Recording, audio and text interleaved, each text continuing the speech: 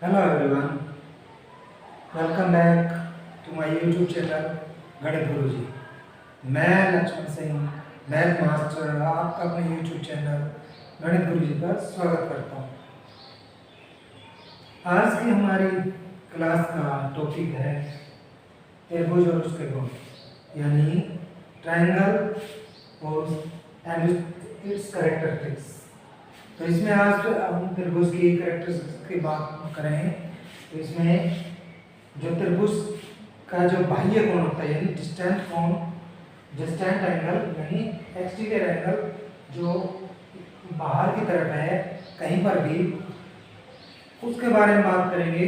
उसका और जो अंदर के जो इंटीरियर एंगल हैं उनके साथ उनका क्या संबंध है, क्या रिलेशनशिप है, उसके बारे में बात करेंगे।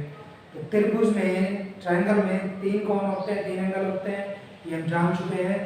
और अगर एक भुजा को एक साइड को हम बाहर की तरफ, आगे की तरफ बढ़ा ले, एक्सटेंड कर ले, तो उस पर जो एंगल बनेगा उसका इंटीरियर एंगल से क्या रिलेशन है, संबंध है, उसके बारे में हम जानेंगे। तो अगर हमारे पास ये एक ट्रायंगल है और सपोज कर लेते हैं ये इसके एंगल है, ये बाह्य कोण है और ये हमारे पास अंतः कोण है। ये अंतः कोण है। तो बाह्य कोण और इनके बीच में क्या संबंध है? ये एक्सटीरियर एंगल जो है, एक्सटीरियर एंगल जो है इसका इससे क्या रिलेशनशिप है? तो इसका रिलेशनशिप जानने के लिए हम सीख चुके हैं, उन्हीं का हम यूज करते हैं। तो हम मान लेते हैं कि ये हमारी एबीसी ट्रायंगल है। तो हम एबी के पैरेलल, एबी के समांतर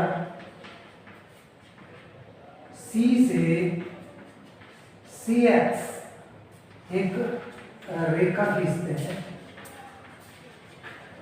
एक रेखा खींचते हैं। इसके पैरेलल हमने एक रेखा, ये लाइन खींची, यानी C X parallel to B C. इसके पैरेलल हमने एक लाइन खींच ली और सपोज कर लेते हैं कि ये एंगल 4 हम बाद में कर लेंगे, ये 4 और ये 5 यानी अलग अलग।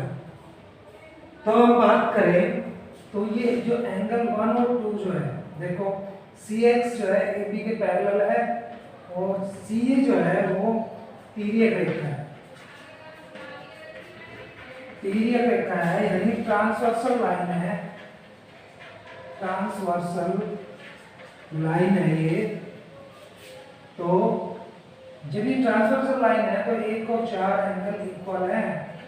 इसलिए इक्वल है क्योंकि ये अंतः एकांतर अंतः कोण है, एकांतर अंतः कोण है, यानी इंटीरियर एंगल है, ये अल्टरनेट इंटीरियर एंगल है, ये alternate interior angle, interior angle है ये हमारे पास। और इसी तरह से हम देखते हैं 2 और 5 इक्वल है। अब की बात अगर हम सी एक्स पैरेलल BC, और अब की बार इसको हम BC को सी एक्स पैरेलल, ये x पैरेलल टू AB, और जो BC है वो ट्रांसवर्सल लाइन है, यानी तिर्यक रेखा है, ट्रांसवर्सल लाइन है। तो हमारे पास ये हो जाएगा एंगल 2 और एंगल 5 इक्वल है, संगत कोण है ये, यानी करस्पॉन्डिंग एंगल है, करस्पॉन्डिंग एंगल है, करस्पॉन्डिंग एंगल है।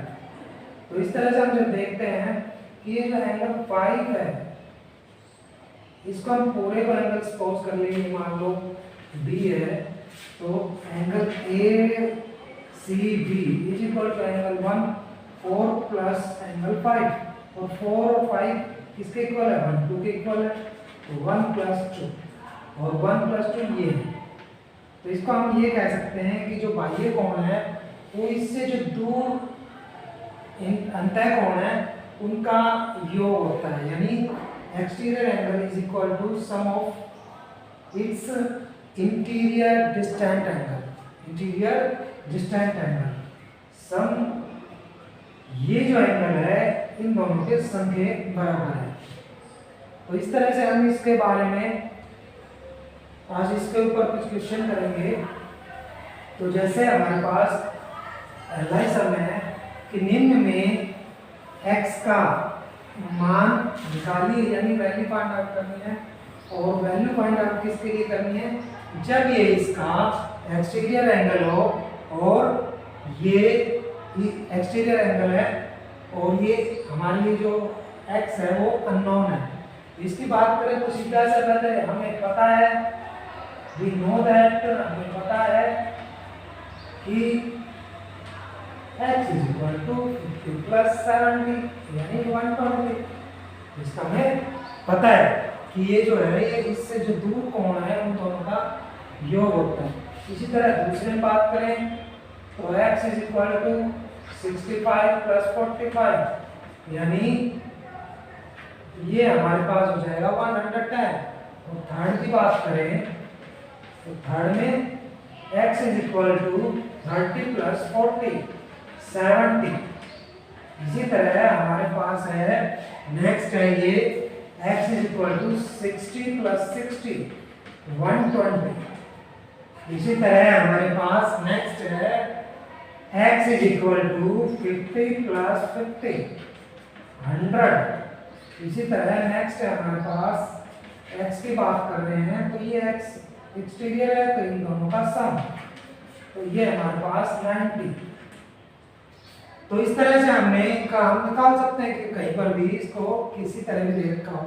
नेक्स्ट है कि इसमें इंटीरियर एंगल निकालने हैं जबकि वो x दिया हुआ है और हमसे एक्सटीरियर एंगल दिया हुआ है। तो सीधा लिखेंगे कि हम जानते हैं, हमें पता है, इसी का यूज करेंगे कि जो 115 है वो किसके ऊपर है, x plus 50 के, x plus 50 के। इस 50 को हम इधर ले आएंगे तो ये इसमें से सब्ट्रैक्ट हो जाएगा, तो ये हमारे पास कितना बच गया, x is equal to 65। Second की बात करें हम तो इसी तरह 100 is equal to x plus 70। 70 को इधर ले आएंगे तो 70 इसमें सब्ट्रैक्ट कर देंगे तो x is equal to 30। और इसी तरह इसमें ये जो एंगल होता है ये 90 का होता है, x plus 90 is equal to कितना होना चाहिए 125 h equal to 109। इसमें से हम सब्ट्रैक्ट कर देंगे तो ये 35 होगा। इसकी बात करें हम फोर्थ की बात करें तो x plus 60 is equal to 120, तो x is equal to 120 minus 60 यानी 60 डिग्री। इसी तरह हम इसकी बात करें ये 80 का है तो x plus 30 is equal to 80, x is equal to 80 minus 30 50 degree का। तो ये 50 का है तो इसके बाद इसकी बात कर रहे हैं हम तो ये हमारे पास x plus 35 is equal to 75, क्योंकि इन दोनों का सम कितना होना चाहिए, इसके इक्वल होना चाहिए। तो यहाँ से x is equal to 75 minus 35 40 degree. तो इस तरह से आज हमने सीखा है कि जो एक्सटीरियर एंगल है वो इंटीरियर डिस्टेंस एंगल का सम होता है। तो इसका हम यूज कहीं पर भी कर सकते हैं, काफी कुछ आगे नेक्स्ट जब क्लासेस आएंगी 9th 10th का और 11th इनमें बहुत यूज होता है, इनका बहुत ज़्यादा यूज होता है। तो आशा है आप लोगों को ये क्वेश्चन समझ आ गए होंगे। वीडियो पसंद आया तो लाइक और शेयर कीजिए, सब्सक्राइब कीजिए, और अगर कोई क्वेश्चन समझ नहीं आया हो तो आप कमेंट बॉक्स में लिखिए, आपको उसका सॉल्यूशन ज़रूर मिलेगा। और अगर आज तक आपने सब्सक्राइब नहीं किया हो हमारे चैनल को तो इसको सब्सक्राइब कीजिए। Thank you.